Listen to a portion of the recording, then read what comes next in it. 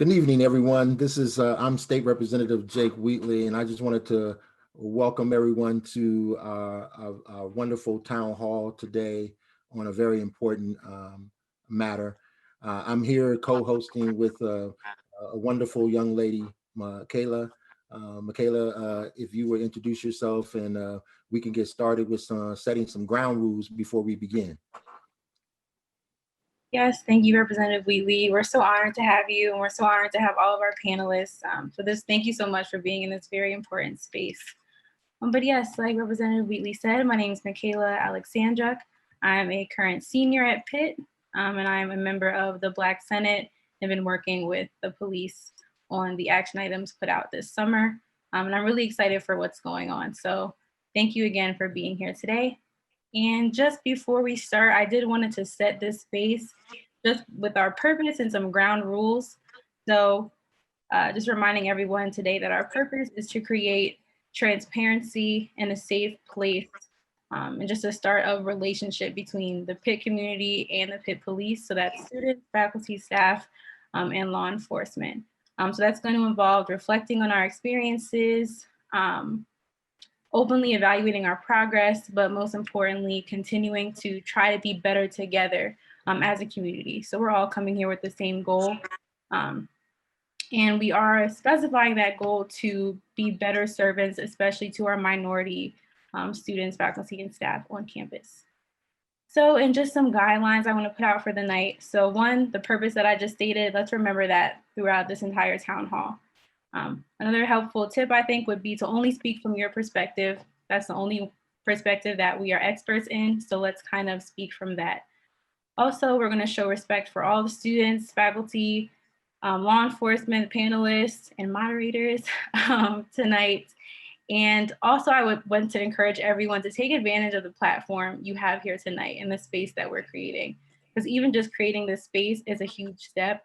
So as an attendee, as a panelist, take this opportunity to speak your truth, to be transparent, because that is the goal for tonight. All right, everyone good with that? Great. All right. So now we're just going to do some introductions, like Representative Wheatley said. So I'm going to start just calling on some panelists. So if we could start with Chief Loftus, that would be great.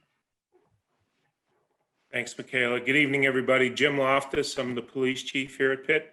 I've been here for just about 7 years. Before that, I was with the Miami-Dade Police Department for 30 years. Good evening. All right, and I actually did forget one thing that I was going to ask you in your introductions. Could you also just give me maybe a sentence or two of what a successful town hall tonight will look like? What is your goal for tonight? Open and productive dialogue. A lot of listening on our part. I'll try to limit my talking. I can get carried away at times. I'm sure you'll help me do that, Michaela. All right, thank you. Okay, and now can we move over with that same information as well as your goal for tonight to Deputy Chief Holly Lamb, please? Hey everybody, I'm Holly Lamb. I'm the Deputy Chief here at the Pitt Police. I've been with the university for about 25 years, and I've been in my current position for about 5 years now. And going along with Chief Loftus, yeah, open line of communication tonight and moving forward. All right, thank you. Next, can we please have Commander Eric Holmes? Good evening, everybody. Eric Holmes, Commander, Chief of Staff, 23 and a half years with the Pittsburgh Police. And I worked at the University of Pittsburgh as a police officer prior to joining the Pittsburgh Police. I think to echo Deputy Chief and the Chief, and also to add in collaboration and a willing to respect each other and gain some understanding. Great. Now can we move to Jordan? Good evening, everyone. My name is Jordan King. I'm a graduate student in the School of Education. I study higher education management, and I'm also the Vice President of Communications for the Pan-African Graduate and Professional Student Association. Today's goal for me to get out of this town hall is to kind of understand what reform looks like for the Pitt Police, but also to open a line of communication for students and the community. Thank you. All right, thanks, Jordan. Next, can we have Matthew? Hey everybody, my name is Matthew Wilson. I'm a junior studying communications here at Pitt, and I'm also a member of the men's track team. I'm also a part of the Diversity, Equity, and Inclusion Subcommittee for the Student Athletic Advisory Council. And my biggest goal that I want tonight, I want to create like a great dialogue between all of us on the panel, and I want to have a discussion that will ensure positive growth for the future generations of Pitt students. Glad you mentioned that. That's great. And next or last, can we please go to Dr. Harris? Hi, everybody. I'm David Harris. I teach law at the law school here at Pitt.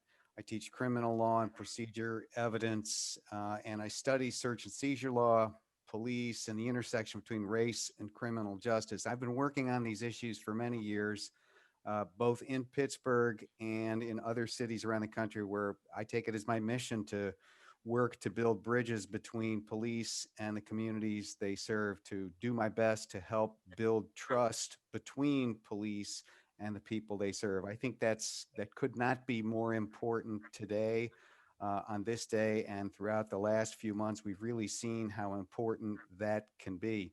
For the last few months, I've been serving as a member of the mayor's community task force on police reform here in Pittsburgh. Our report will be out in the next few days, I understand.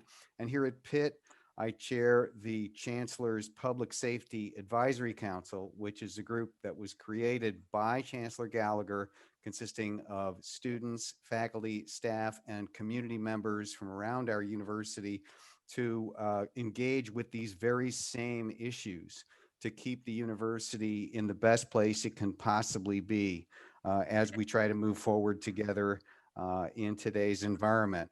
The opportunity to be here tonight, I take as something I'm very grateful for. So what I want out of this is to listen to all of you and to hear what you have to say, and to contribute whatever I can to this dialogue. I'm very happy to be part of it. Thank you. Thanks so much, Dr. Harris. We appreciate that. Yes, so this is our panel. Literally, I'm so excited to have all of you guys here. Thank you so much. And if everyone's ready, we can jump into some questions. So we have some questions prepared, and we're also taking questions in the Q&A. So for all participants, please send in any of your questions. So I guess I'll start off with the first one, and we can kind of go back and forth. So this one is mainly for the students. So Jordan and Matthew, could you tell me a little bit about your experiences with Pitt Police and speak to some of the student concerns regarding police?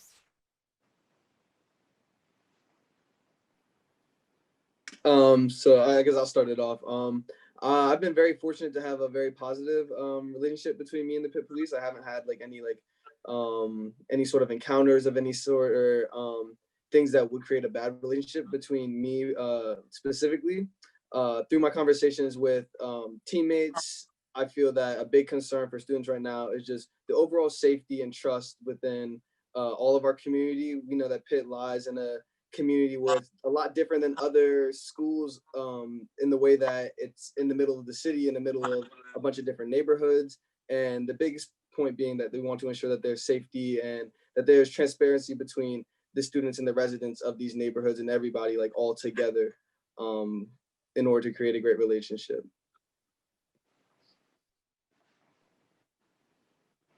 I echo a lot of the things Matthew's saying.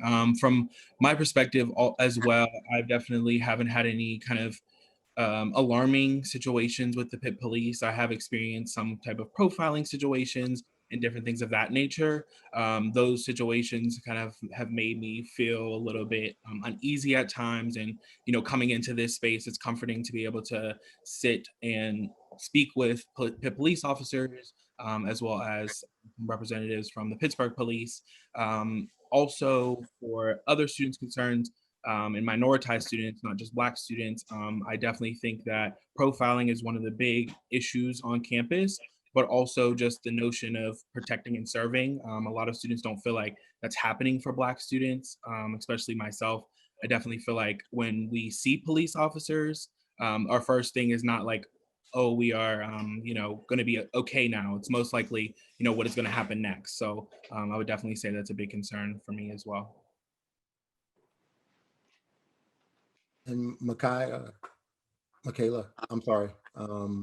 If we were to ask the law enforcement personnel that's on the panel tonight, hearing what the students have just said about their feelings and their perspective, how would you, how do you look at what you experience as relates to engaging students of, especially students of color?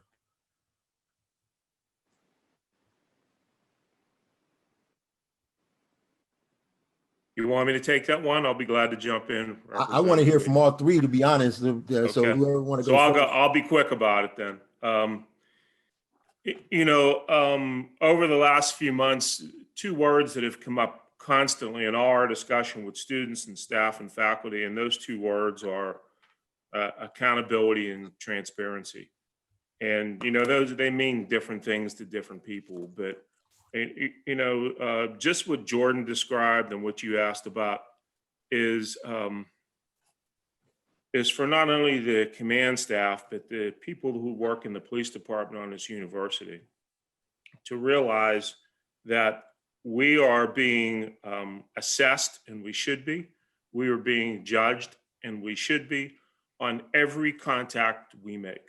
So if you're a uniformed police officer on this campus and you make contact with, let's just throw a number out, 13 students, staff, or faculty during the course of the day, and you do well in 12 of those contacts, there's one you've left on the table, and one where you've left a negative opinion of us.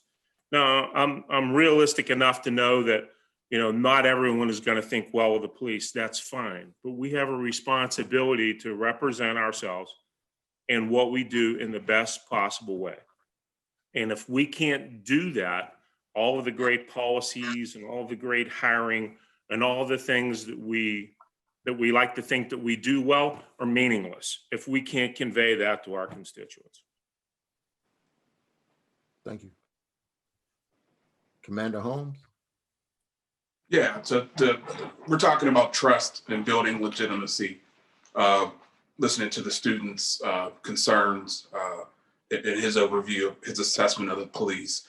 And we are ambassadors representing the badge that we wear, the patches on our sleeves, but as law enforcement, as a whole. And certainly transparency is one of those things, that we need to look at, putting our policies online, being forthright whenever we have critical incidents, and holding officers accountable whenever they do cross the line. Our work, I always look at it that, when you look at something that's lawful within policy, but it can still have unintended consequences, that we have to be more judicial about doing things that have unintended consequences. And before the deputy chief speaks, I want to make sure, I want to lift up one of the ground rules. This is a safe space. We are creating a safe space to have a real dialogue and engagement. And the reason I'm saying that, because in order to break through, I think we have to, we have to define and we have to specify what terms mean. And sometimes when we hear transparency, when we hear accountability, like you said earlier, Commander, it can mean different things. And when it's played out, it can feel certain, it certainly can feel differently for certain things. So when you all are speaking about transparency, what types of things do you think from a system perspective we need to do together to really create that, to start to build that bridge of trust, but to create that transparency that everyone can really buy into? What do you think we need to do? And I don't want to put anyone on the spot if you don't have that kind of thought out, but I think that's one of the things. Like, what does that mean in this new environment of transparency? What do you mean when you say it? Well, I'll take that one. Okay. So I've been here a long time, 25 years. And when I first started, we didn't really, as officers, get out into the community. talk to student groups, things like that. And I think that's what we need to build on now. And that is what we are starting to do. And we have been for the past few years now, and we're getting better at those things. And, we just need to continue to build on that. We need to continue to talk to the community. Our community programs unit need to get out there and talk to the different students out in, South Oakland, Central Oakland. And, we need to just really partner up with our student groups here at the university. I think that's the key, communication. Thank you. Representative Whately, I mean, it could be at times complex and very simple, but it could be just this simple. We have to create an atmosphere where people are okay and feel comfortable and should expect an answer to their question of, hey, why do you all do that? Why do you do that as a police department, or why do you do that individually? And the people who ask those questions, whoever they may be, should expect a good and comprehensive and honest answer from us. And Professor Harris, I don't want to leave you out of this conversation as the first round goes. And Michaela, please, if I'm going overboard, please put me back in line. But Professor, when you look across the country, are there specific things that you think are best practices that we could be using here, either on campus or with the city, that we're not? Well, thank you very much for that question, Representative Whately. I mean, I think this is truly a moment of great opportunity to look beyond where we are and to see what we could be. I mean, one of the things that I'm seeing across the country is a willingness for the first time to kind of look at the full group of services, everything that police do, and to ask, is this a job for a person with handcuffs and a gun, or would we rather have a mental health person responding to this situation? And you'll find this reflected in our task force report to the mayor when it comes out. That kind of question is now appropriate, and everybody from inside law enforcement, everybody in all the communities that need law enforcement's help want questions like that to be asked. And we can see models in other cities in which we have, for instance, mental health services delivered by people with mental health training, sometimes with the aid of a police officer. We can see services to people who are homeless. We have homeless people who are on the streets that we all see in Oakland. How do we help them? Is it really a police problem? In too many places, this problem is loaded onto police, and they're not the ones with expertise in this. They certainly come when called, and they do their best. But it's that spirit, I think, that's animating a lot of the discussion right now, sir. It's what are the right solutions for these problems? Police aren't the answer to everything. The other thing that I see everywhere is a great willingness to ask questions about racial disparities when they show up in data. And I think a university is well positioned to keep data about all of its encounters with whether it's students or other people on campus. For cities, this is a real issue. There's no reason that any city should not be keeping data, tracking it well, and be able to give citizens answers about routine police encounters with citizens, how they go, who is subject to these perhaps more often than other people. So those are a few of the things that I see across the country that I think apply both here on the campus and to Pittsburgh. Yes, thank you, Dr. Harris. You brought up several good points. I kind of just want to see what the other panelists are thinking about what reform will look like for the police. And I know in the last few minutes, several things have been brought up. We've had the notion that not everything is the job of a police officer. So I would love to hear what the other panelists think about that. And that did come up in our Q&A as well. We also talked about transparency. So as far as what would reform look like, what things are you doing to be transparent that may, and Dr. Harris even brought up the concept of having a database that it may be even harder for cities, but we are a university and we still do not have a very updated and consistent database of officer wrongdoing. So I would love for someone to speak on that. But yeah, I just wanted to open that up if anyone else had anything to say about reform and what that would look like and what that should look like. I could start it off on this one. So I agree with everything Dr. Harris said, and the work that happens out in the streets. Sometimes the police are not the most appropriate individuals for it, and so we've partnered with Resolve for a number of years to try and help with that. We have a diversion program that we're trying out over in Zone 1. We speak to transparency. We do an annual report. We do have a crime analyst unit that does our data, but certainly we could do a lot more data collection and data reporting. There is a page in our annual report where it does outline discipline, how many officers were disciplined, what the infractions were, and what the resolution was, were they terminated, suspended, oral, written reprimands, etc. Police pursuit, stop and frisk, traffic stops, arrest.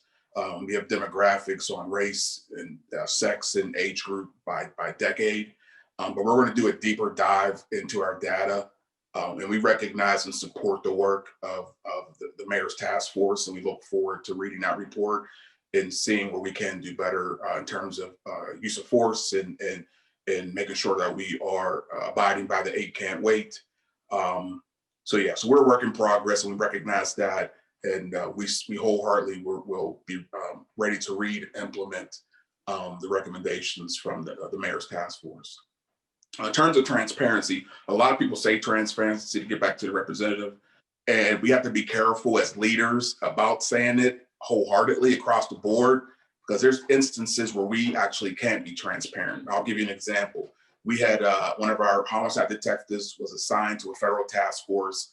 They were looking for a bank robber. They found the bank robber with the FBI in Wilkinsburg, and they ended up having to shoot and kill the suspect. So you had a city officer involved in a critical incident, officer-involved shooting outside of the city limits in Wilkinsburg. An FBI agent was involved. The county police investigates officer-involved shootings in the city limits and in Wilkinsburg, and all homicides outside of the city limits. And so even though we wanted to talk about the incident that occurred, we couldn't, because the Department of Justice came in and said, we're taking over the investigation. So in that instance, we wanted to be transparent, and we couldn't, because we didn't own the investigation. So there are parameters around, you're right, transparency is broad. So we have to be careful and judicious on how we use the term.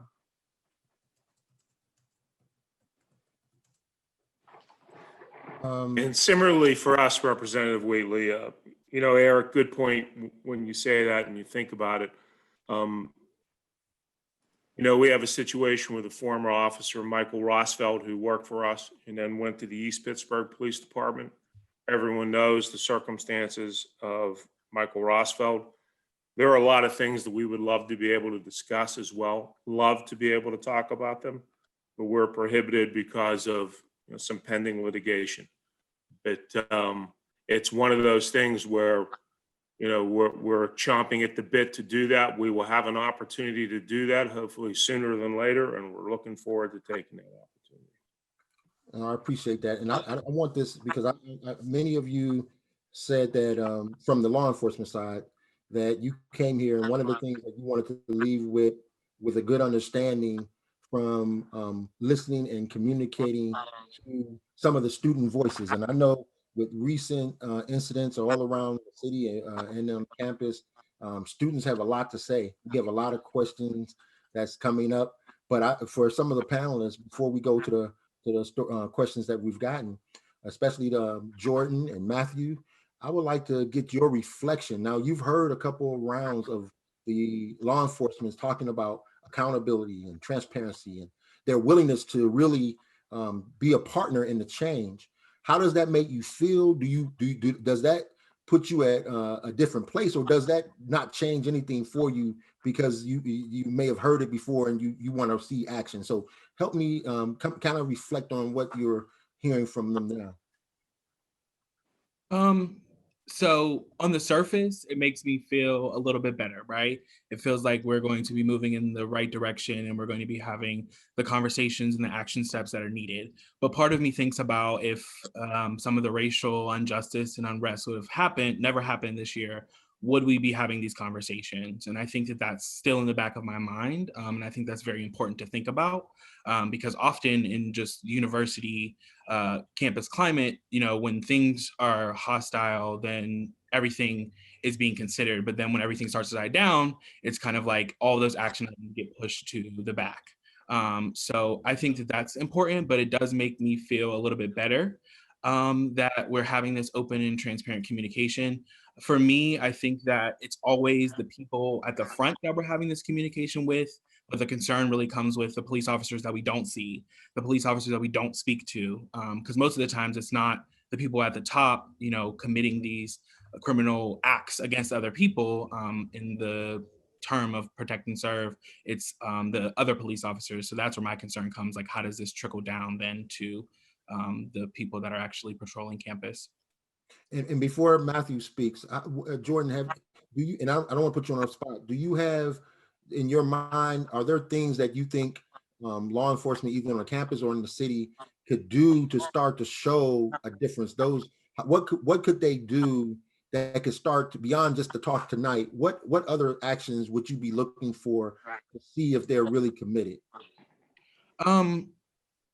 So I don't have anything finite at this particular moment, but one of the things that's been on my mind lately is just how harmful it can be for you to receive an email that says that you're looking for a Black suspect.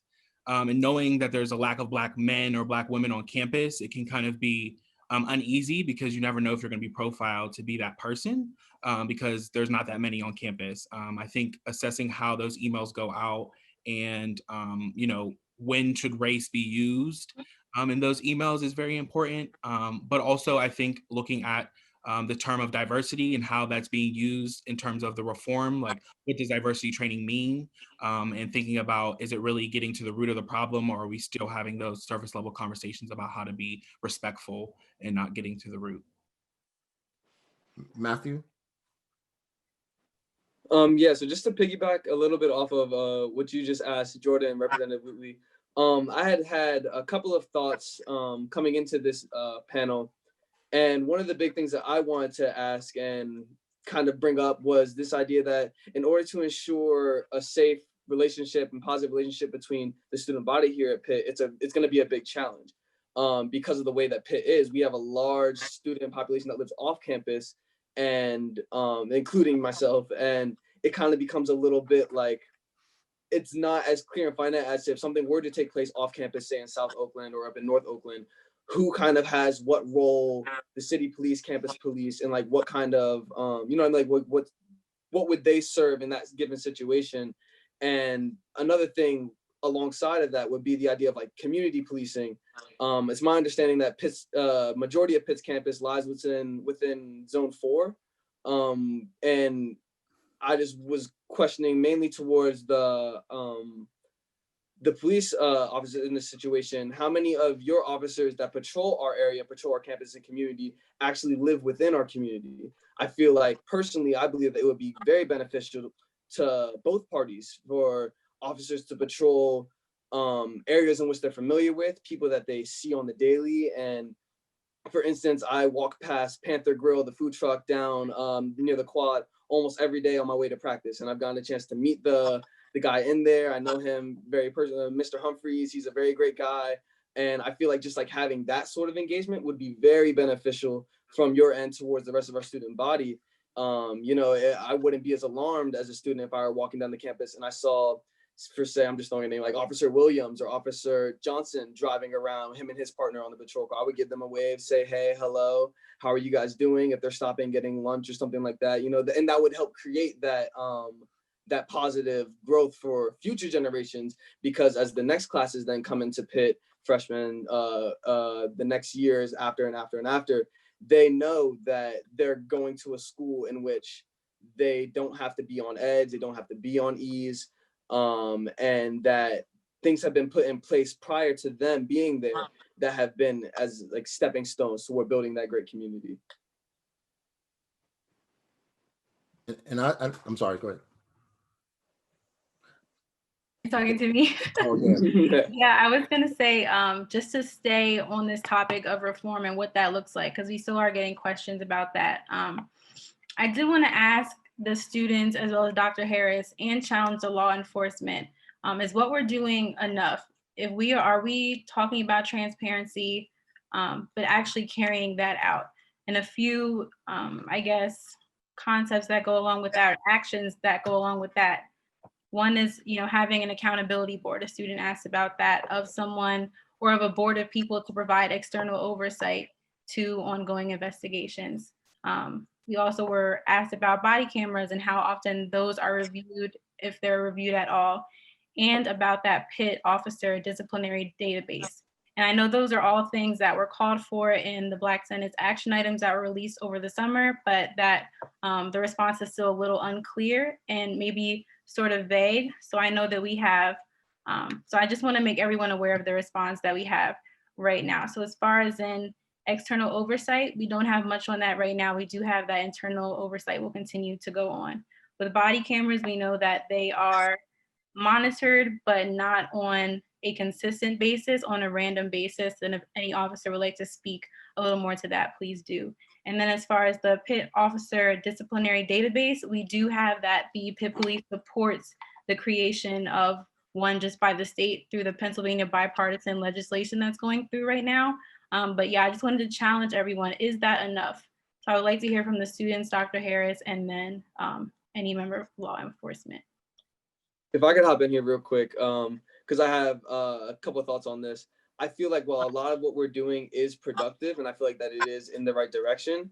Personally, I also think like there's nothing really concrete just yet. And by that, I mean, like, I'm not like, are there currently plannings or workings of events to take place between Pitt Police, campus police, and the student body? If not, then what can we here on this panel tonight do to create that ourselves? I am 100% on board with however many emails or Zoom calls it will take to hop into that sort of discussion. If I know that my freshmen on my track team will be able to come up and that they'll be able to participate in those things and, create that relationship. Because I feel like it's very important for colleges all across the nation, but especially here in Pitt, where we are like a very urban, we're very distinct in the way that Pitt operates. And I think that it's a very important thing to have things like that. Like, it would be a cool, I mean, obviously it's different now because of COVID-19 and we can't necessarily have large mass gatherings, but it would be very cool to see, like a barbecue grill, some sort of party similar like event to take place around the cathedral, or like some sort of pre-football game ritual, or an annual event, back to school event during our orientation week, which we would have a lot of police engagement just among the student body. I feel like that would be a perfect time to get out and just have them just meet people. It would be the same way as we have to meet people in our own classes, but just get a chance to talk with them, learn about their history, learn about where their backgrounds, other officers, where they've served, what their background in this, the reason that they're doing this. Because I think it's very important for us as students to understand the law enforcement's objective. Everybody, like, obviously the people go into law enforcement to protect and serve the communities that they're in. And alongside of that, protecting and serving is also just knowing and becoming friends with and becoming allies amongst the members of your community. Yeah, that's all I got to say.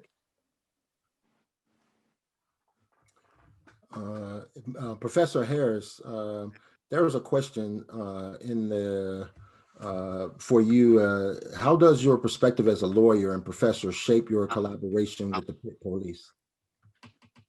I'll be glad to answer that. I do want to, before I do that, really echo what Matthew just said. I really can't emphasize enough how important it is to have regular lines of communication that are less formal, that have nothing to do with a crisis, that are not in the aftermath of something going wrong. I know the chief supports this. We've talked about it. Creating a body that would meet with the police every month at a minimum, just to talk, share concerns, talk about where we are, whether this is part of the student government or if it's a less formal thing, but it has to be regular and it has to happen over and over and over. This is part of the foundation of trust that we really do need. People have to talk to each other, see that they can believe in each other, so that we can go forward together. I've helped to run some groups like this for other police departments. Here in Pittsburgh, I did one as well. And these things are critical. I really want to applaud that.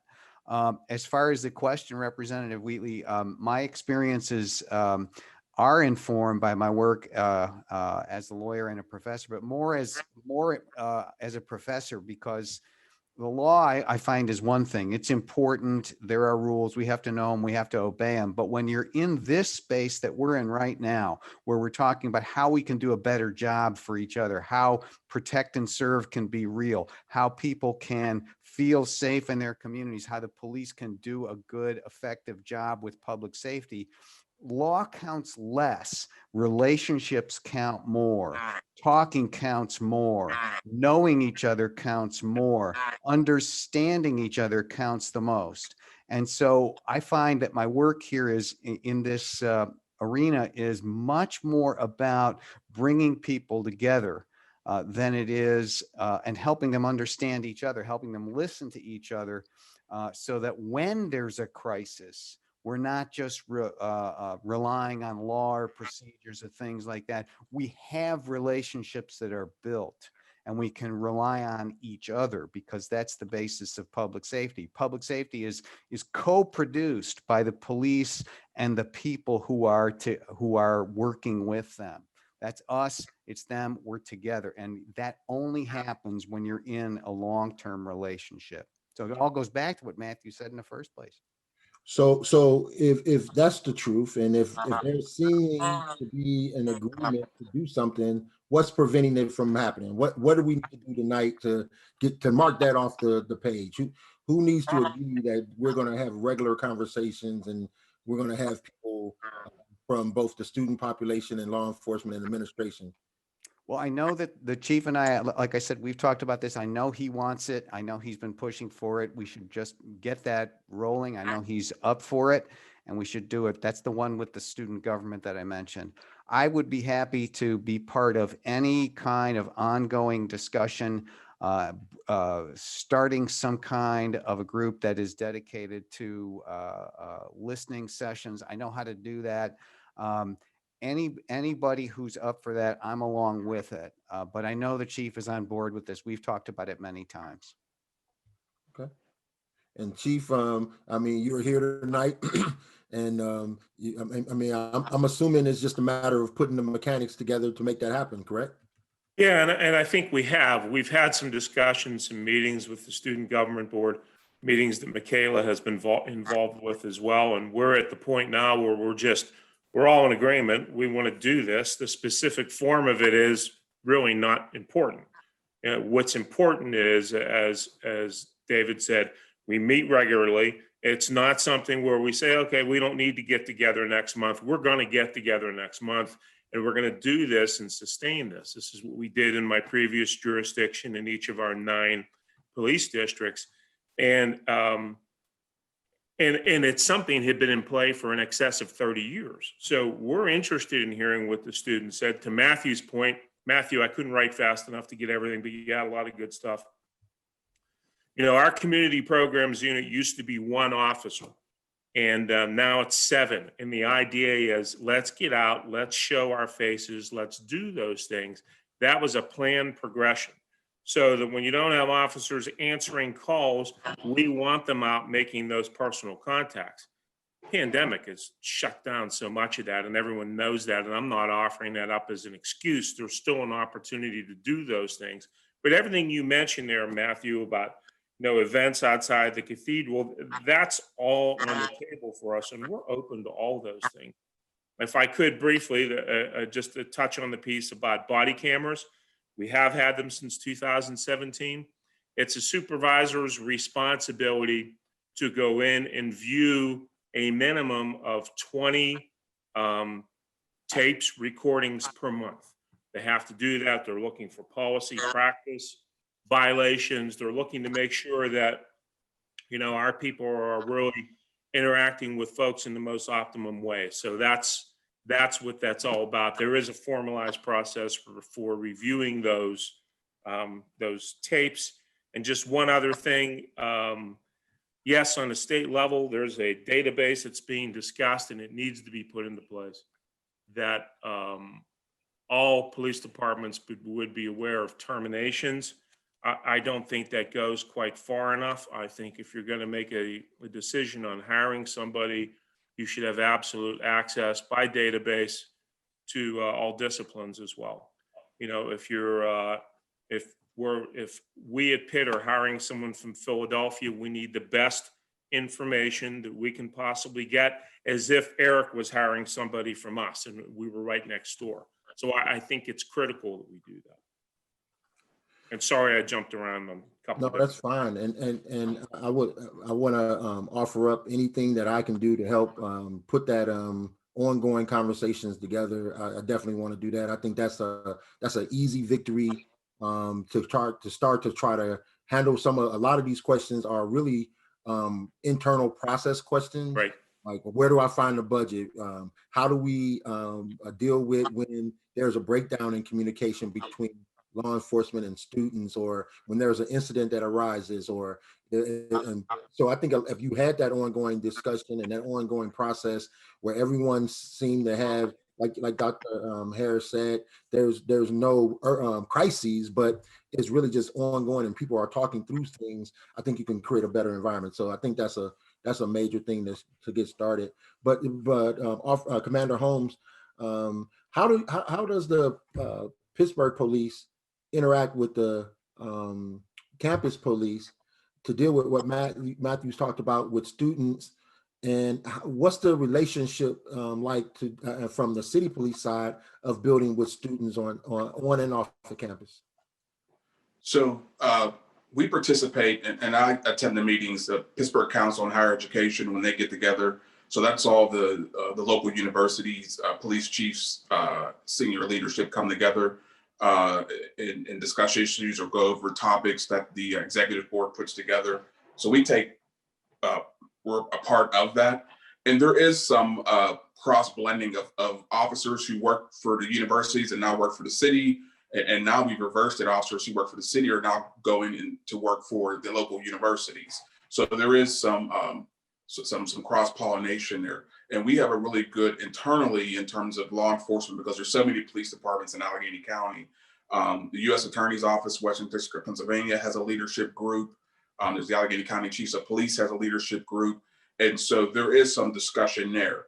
To talk about real quick about body-worn camera real quick, because we have them as well. And we pretty much mirror the same policy that Chief Loftus discussed about supervisory review and things of that nature. We have strategically tried to really reach out to youth. We found ourselves attending meetings, community block meetings, the city hosted public safety council meetings, zone council meetings, but we felt that internally that we were missing a connection with youth. And so we've been blessed to be able to partner with Marquise Pouncey with the Steelers. He provides tickets for every home game, and we take city youth, inner city youth, to Steeler games. We've partnered with the Pirates, and we've done some work there. We're taking kids to Pirate games, and we have a partnership where the baseball cards, one side has a Pirate, and then the other side has a minority Pittsburgh police officer. And then we've also been lucky enough to partner with the Pens, and we took some inner city youth to teach them, not myself, but the Penguins and Penguin staff, to teach them how to ice skate out at the ice at PBG Panks Arena. Because Pitt, like the gentleman said, is kind of it's an urban campus with really no campus border, like some universities. It's so intermingled. But I don't know if there's any direct connection to where we are invited to talk with Pitt police, with Pitt students, or downtown with Chief Besong in Point Park with Point Park students. We don't go unless we are invited. So we wouldn't want to step on or overshadow or whatever the local jurisdiction.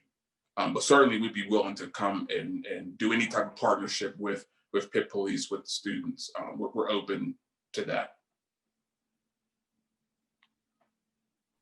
I want to, I'm sorry, go, no, sorry. No, it's okay. We know how Zoom is. Everyone starts talking at once. It's okay. But I did just want to hear from Chief Loftus and Deputy Chief Lamb, and even Dr. Harris, if you have any thoughts on this. I wanted to circle back around to the three things that I mentioned earlier, because I think it's important to, I think these are kind of important topics. So for the accountability board and introducing some external oversight, I think that is an issue that students are wondering about. And specifically, just as an example, a student asked, explain why the moral fabric of policing is the police holding themselves accountable when abusing power. And that's just an example of what a student is thinking, what they're wondering, what they're asking. So if someone could speak to the Pitt Police specifically and their policy of investigating and oversight and not just supporting what another department or the state is doing, but what are you doing in this department in this university? Well, one of the things that comes up, and you know, this all kind of it begins but doesn't end, but it certainly begins with personal responsibility. So, and I think everyone knows this, but it bears repeating. So I've been a supervisor of some type since, God almighty, 1987, you know, where I became a first line supervisor in the police world. I was responsible for 8 people at that time. The next level of promotion, I was responsible for maybe 40, on and on and on, and those numbers change. In my last job, I was responsible for 3,500 sworn officers and 1,500 civilians. So here's where this fails, and then here's where it works. All of those people who work for me here at Pitt, they're my responsibility. What they do is a reflection on me. If there's a complaint against them, if there's a self-generated issue that we find and investigate, it's investigated to the fullest. And why is that? Because my ability to feed my family depends upon that. I take that very seriously. I am not going to allow someone to soil this police department or the badge that they wear and not do something about that. That's part of me, and that's part of people, police administrators all over the place. Is everyone like that? Is that the right mindset? I think it's the right mindset. I don't know if everyone's like that, but that's what we all need to work to. Failing that, now I know there's a move to have an oversight committee in Allegheny County. We're all for that. We absolutely applaud that. And you might say, well, why? That sounds counterintuitive. Because I worked in a department, again, there was a county oversight agency for a number of years. And the fact of the matter is, if you want to just talk about transparency, you can. If you want to prove transparency, then you prove it in that setting. I know Eric's folks are responsible to an oversight board, and I think that's great. We want to be part of that as well when that's put into play. And we'll be one of the first police groups to sign up for that. But it comes down to individual responsibility to everyone who works there. It requires us to investigate. It requires us to discipline. It requires us to terminate if need be, and we certainly have. That's where it starts and ends. And we should be able to take those things forward and talk to an oversight board and discuss what we did, and not have to look over our shoulders and worry that we came up short someplace in our efforts. Now, I don't know if that totally answered it, but I just, what I wanted to say is, we're not an entity all unto ourselves in the Pitt Police Department. There are other entities who investigate us within the university itself, and we're okay with that. You know, we're not a closed book. Yes, thank you. Thank you for that response. I think that did answer my question. And I think there's so much that could be said, and even going down that rabbit hole of external oversight, but it is good to know and comforting to me as a Black student that there is some external oversight. And I think an action item for the future could be making that apparent to all Pitt students. Like, I think maybe, and tell me, Matthew and Jordan, if you disagree, but I would like to know what other entities are investigating officer disciplinary, actions, and who those people are and how often they are investigating? And what does that mean? Are they investigating every time? And we won't take up too much time with that now, but I think that might be something to look forward to in the future. Again, not trying to take up too much time. The other thing I mentioned was the database of officer disciplinary actions. And is Pitt Police going to have one for this university's police department? You know, thankfully, we don't have the demand for a database. We do have a file system. Every complaint is assigned a number. All disciplines are kept together. It's easily, but it's just not, it's not a database at this point. Where I came from, because of the large number of folks involved, there was a database in order to keep track of everyone. But it's not database driven for us because the volume's not there. You know, it's something that we can easily access. And if we can easily access, then we're just as comfortable talking about those things that are not in litigation, and some of those things are, but we're very comfortable talking about those things with anyone who wants to discuss them.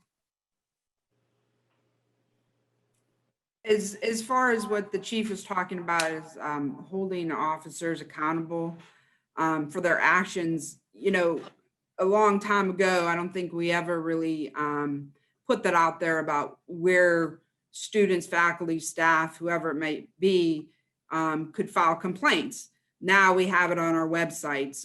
They can, you know, file a complaint with us. They can file a complaint with Human Resources, diversity inclusion within the university. So it's out there now where, you know, years ago, it never was out there. And we definitely hold, you know, our officers accountable, and disciplinary action now is more than it's ever been within our department. And like Chief said, you know, with our internal investigations, we have a file, we have everything in a file, in a book, for, you know, we can talk about it at any point. If I could jump in on this, I have no reason to doubt anything that either the chief or deputy chief just said.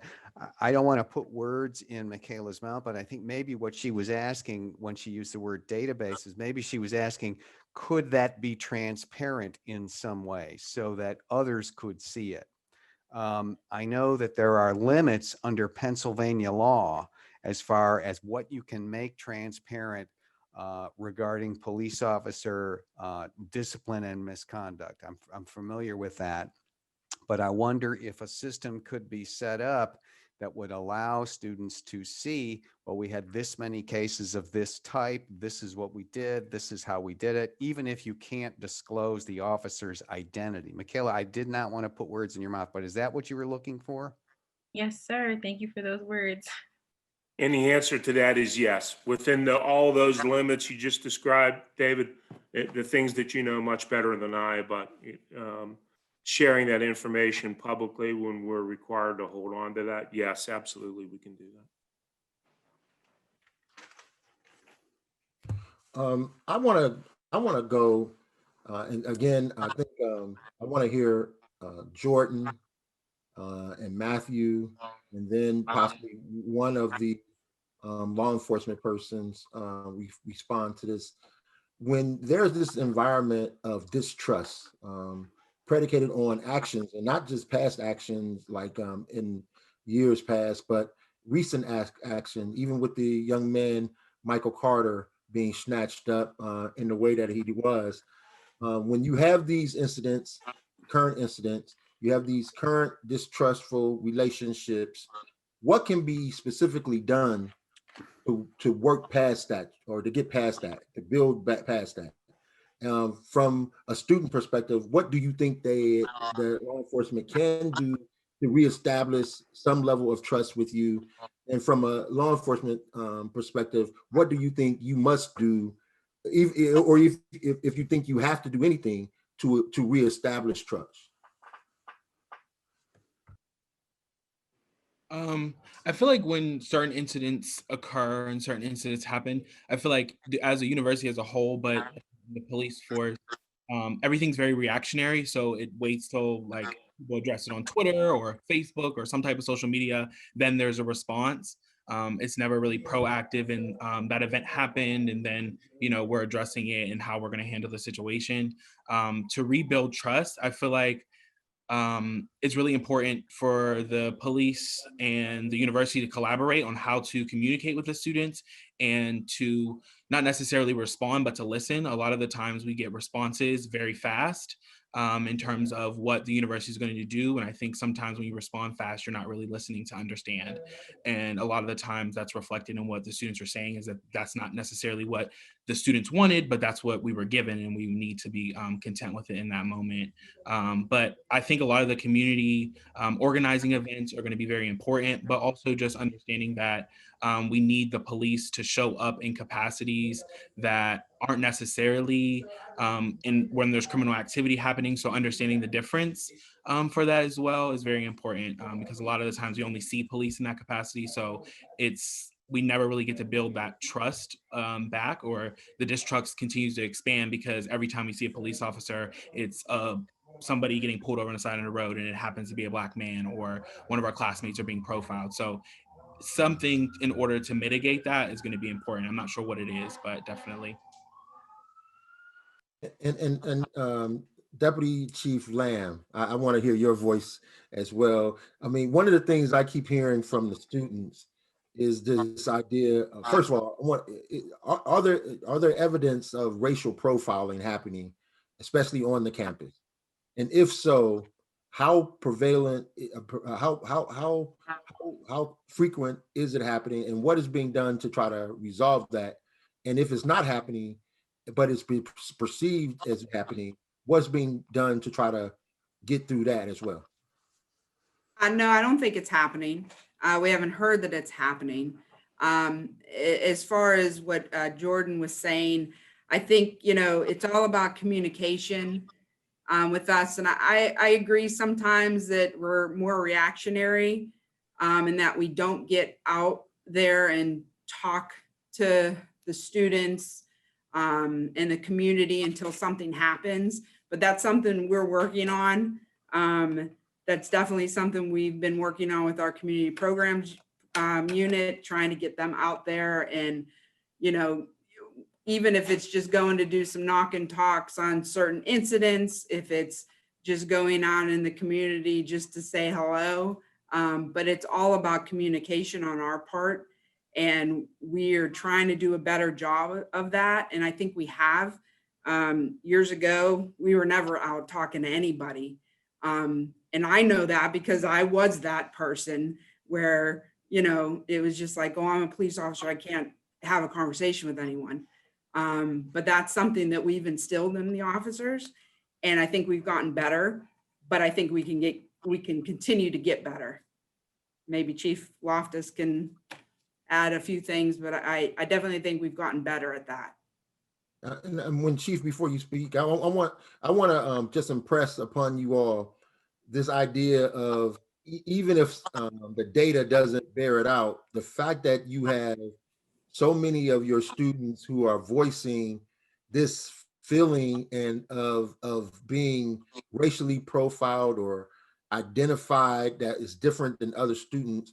And maybe it's not just a law enforcement issue, but certainly this is something that needs to be addressed in a real way, because there is a sense, and if it's perceived a certain way, there are always going to be this hesitancy to engage or build true trust. And so I just want to impress. I'm not saying that you have to respond to it. I'm just saying it is something that certainly should be a priority of, as you are building relationships and doing communications, that you are aware that this is a real sense that students have for whatever reason. So anyway, I'm sorry, Chief. I know you were about to jump in. Oh, two things. I'm just gonna roll back on something that Matthew had said before. And honestly, it's just that simple of someone walking by and knowing Officer Johnson or whatever the officer is, having that personal contact is massively important. It really is. Having that, I know him or her. I talked to him and her. I ran into them in the coffee shop. I ran into them in the donut shop. Whatever the case may be, that's the basis for everything that we all should be doing together. And let me tell you something that we're not good at, and I'll try to do this real quick, and just to make this point. I talk about this all the time, and it's something that makes me nuts.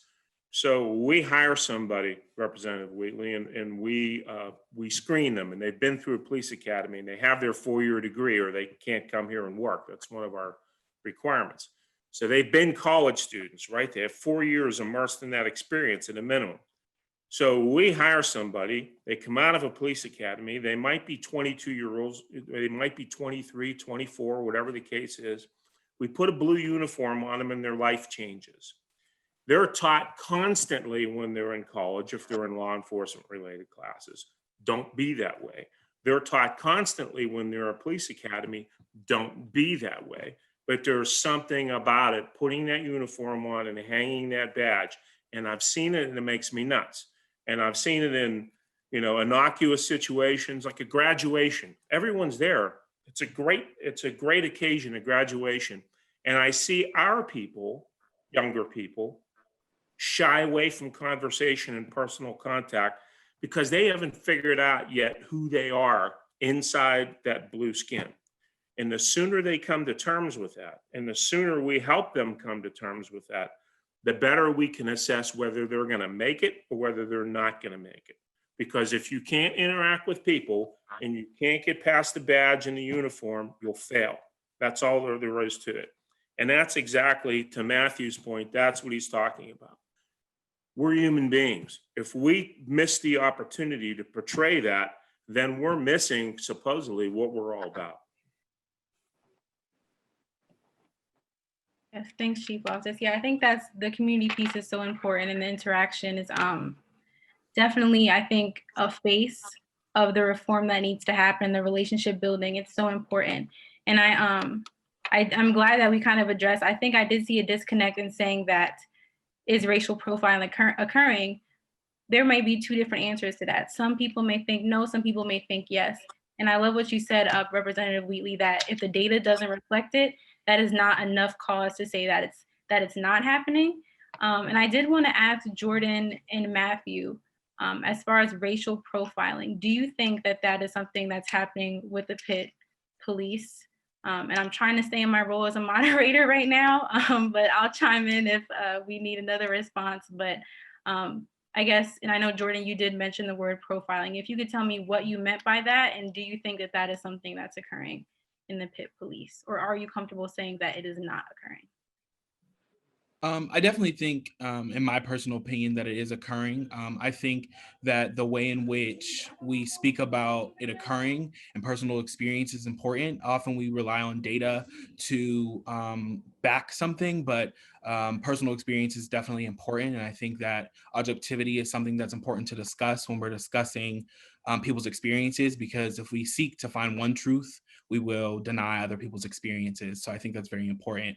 What I mean by racial profiling is, I'm walking down the street and I have my hood up and, I'm being followed by a police officer, but there is 3 other people that are not of minoritized identity not being followed. So situations like that, or I am in a space on campus and a police officer asks, "Oh, what are you doing here?"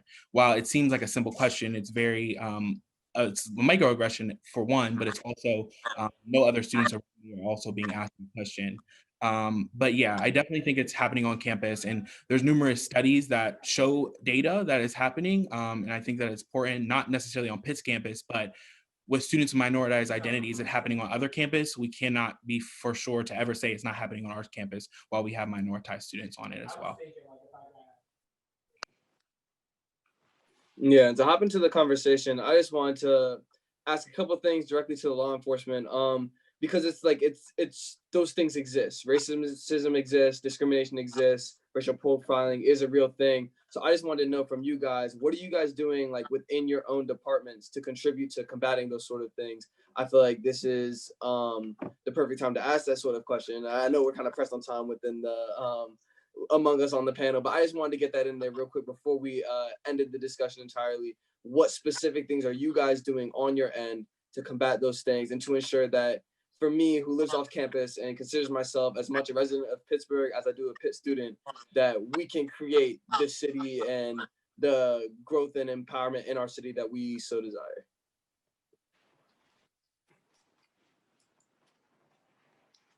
And in that, I know we've already talked a lot about the community work. So could we kind of stay clear of that and talk about other initiatives you guys are doing to combat racial profiling? Yeah, two things. It starts with hiring the right people, and it ends with training the people that you have. You know, we talk a lot about hiring, and we've had this conversation before, but, you know, what also concerns me is the person who, okay, so it's not the brand new person, it's the person who's been with the police department 8 or 10 years, and how have their opinions and how is their outlook and how is the way they police changed since we hired them. That's what the discipline process is for. That's what the complaint process is for. And I absolutely encourage anybody who feels as if they've been profiled to come forward and complain. You don't necessarily need to complain to us. As Holly was talking about, there's other avenues as well. But hiring is such a big deal for us. And I know it's a big deal for Eric. And they really work hard at getting the best possible person and putting the best possible person forward. One of the things that we did in my previous police department, outside of targeted interviews and outside of the interview process and the written psychological and the psychological exam and the exhaustive background investigation, is we put 3 people through an assessment center. So it was a scenario-based thing. I went through it when I became a police officer. I went through it as a sergeant, as a lieutenant, as a captain. And what it is you're putting someone in a room and you're giving them different scenarios, and they're interacting with trained role players who are actors.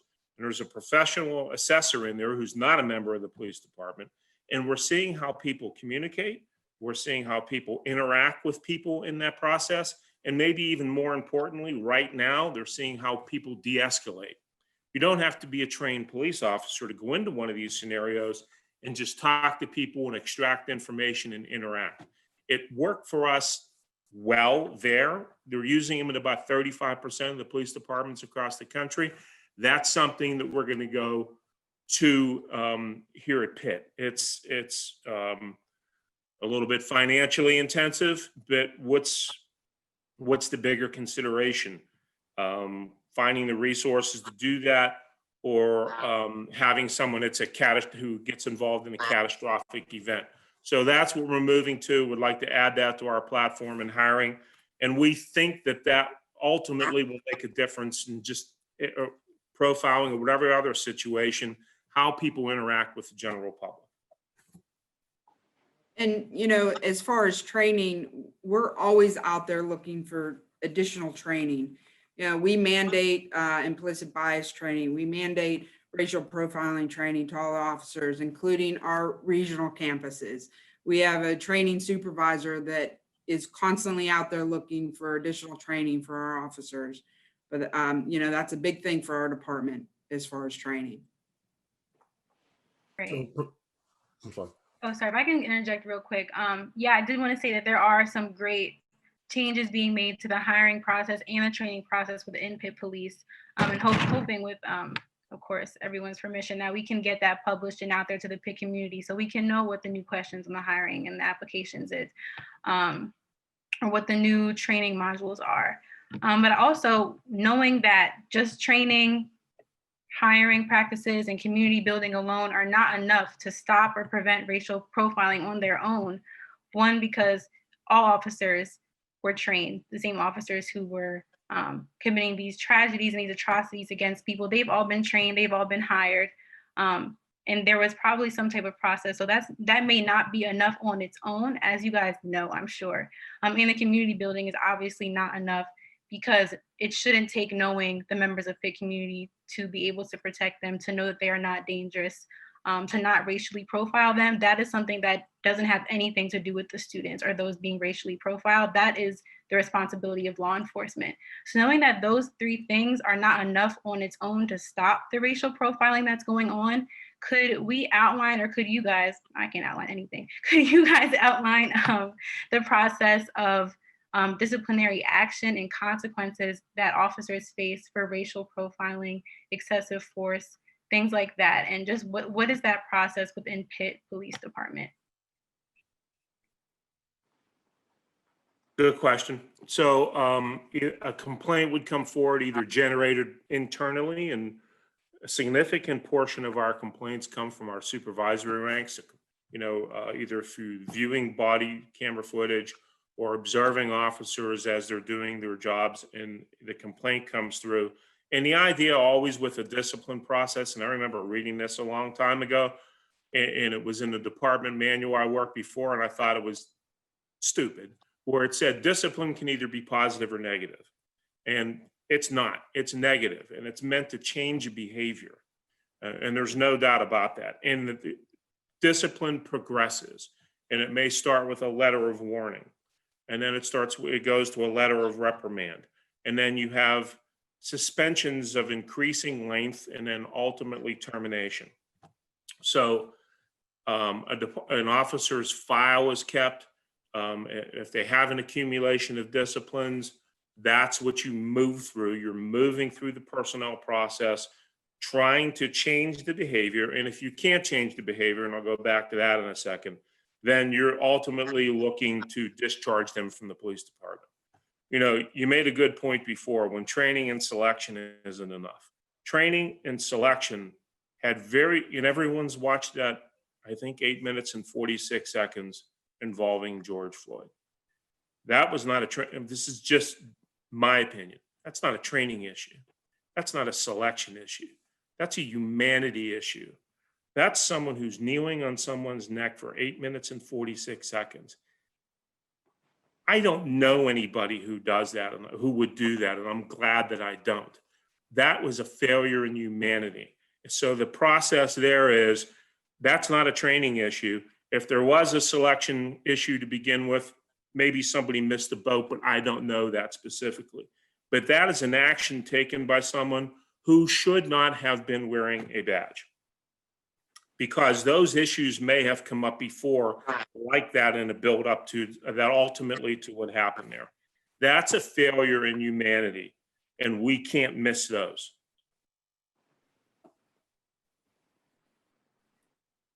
So I know we're getting short on time, but there are some great questions in that I'm gonna try to get out there. And again, Commander Holmes, we haven't heard from you in a while, so I want to get to you in a minute. I want to first go to Professor Harris. What you've listened intently. You have the historical framework. What are we missing tonight from an actionable step for us to move this conversation forward? Because one of the goals of tonight was to listen, to learn, and then to figure out a pathway forward. So what are we missing?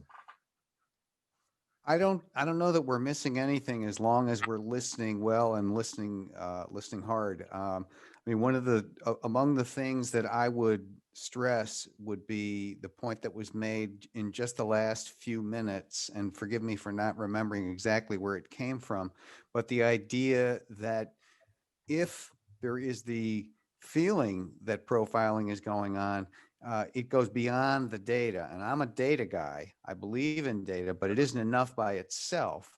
But if people believe that there is a problem, if they are experiencing a problem, it's a problem, and it has to be dealt with. It is real. The perception alone is real. And that is something that has to get the attention and the support to fix. The other things that I would take away from this is the incredible importance of sustained communication to be in relationship with each other, because I look at trust. I mean, when you have to rebuild trust, you're in a bad spot. The way to think about trust in these situations is that I look at it as a bank. You have to keep making deposits all the time so that when you need it, it's there. You already know each other. So one of the things I take away from this is let's find all the opportunities we can. We've heard several of them tonight to to build that trust as we go along, not to do it in a situation where there's a crisis. Um, the transparency points mentioned tonight, I think, have been tremendously important. The chief committing to say that he will figure out a way to make disciplinary records, even if they're anonymized. He can't make the names, put the names out there, make them available to the campus community. So they understand the process, they understand what's happening, they understand how the police deals with it. We have to educate each other, we're seeing. Michaela said several times, I really want to see this come out. I really want everybody to know about this. Those are the things that I'm paying attention to because I think there are ways to take those things forward.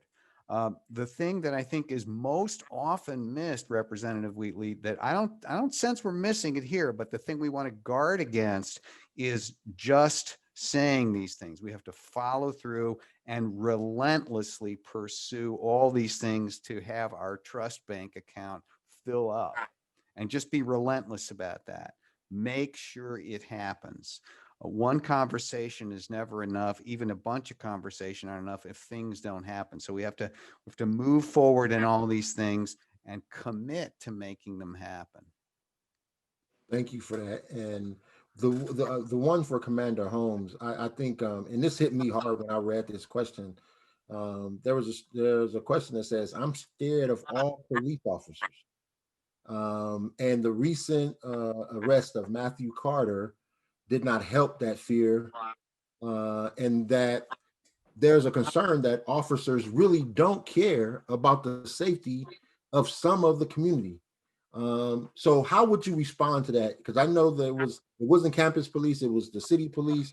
But when you hear that citizens who are telling you that they are scared of all police officers, how can we address that? I think just one interaction at a time. And in terms of that incident, that's where I started off by saying we could do things that are within policy, not against the law, but have unintended consequences.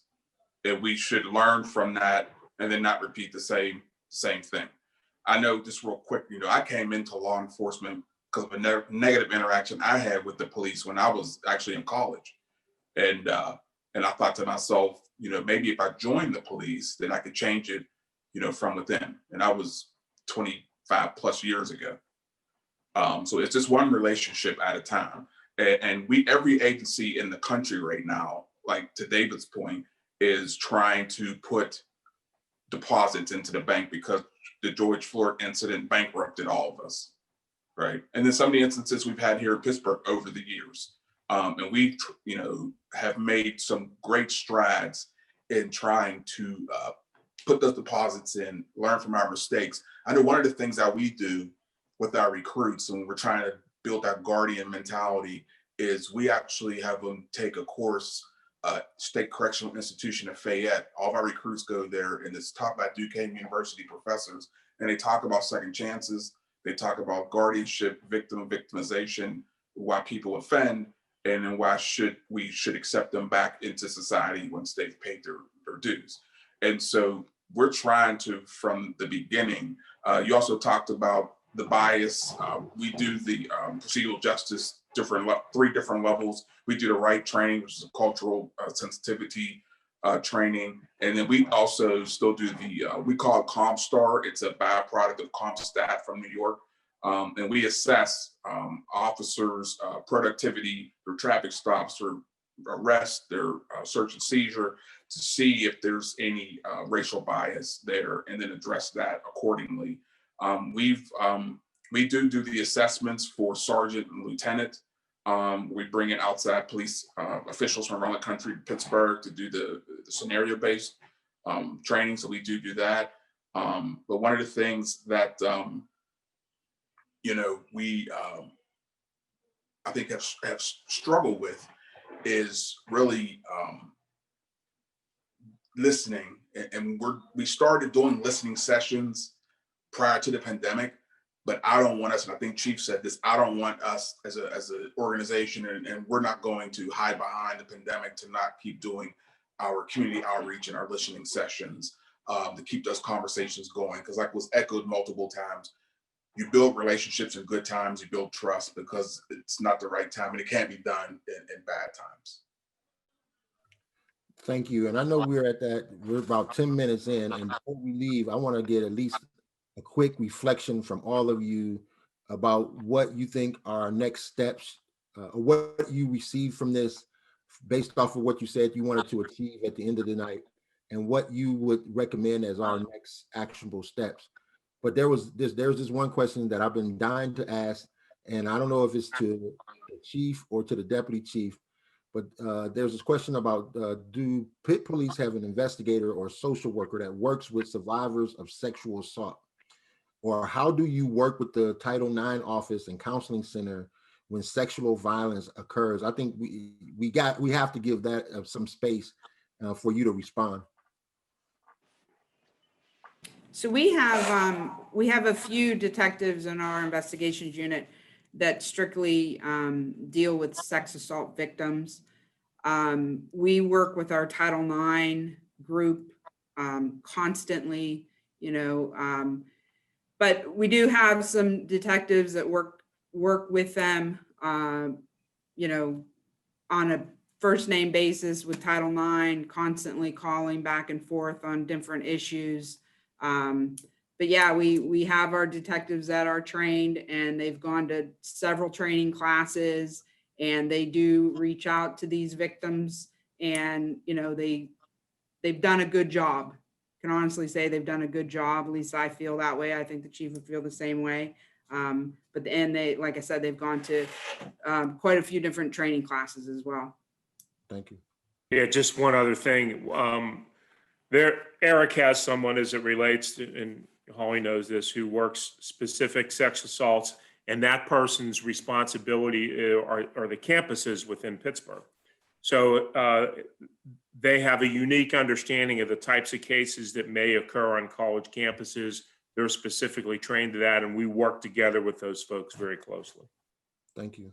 And if we can start with Matthew, if you don't mind, Michaela, if we could start with Matthew, just to reflect quickly on tonight's conversation, what you got out of it, and what you see as a potential next steps to it.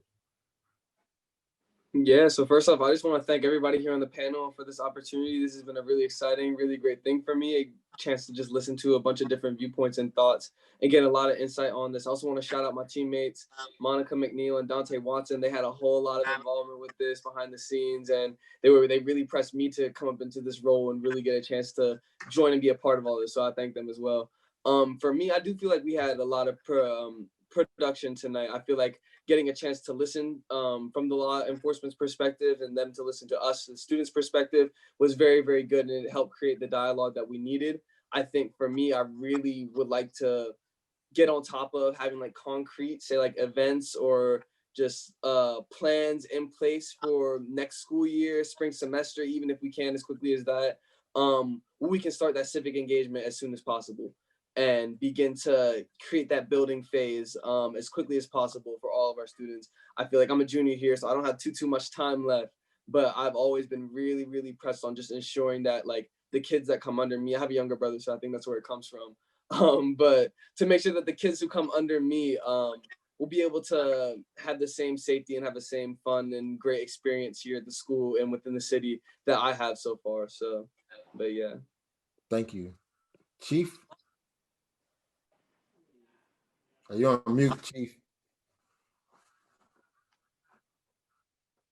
You listen to so many things, and there's so many different topics, and two things that run through every topic, whether we're talking about oversight boards or personal contacts or whatever it is. And it's really intent versus impact.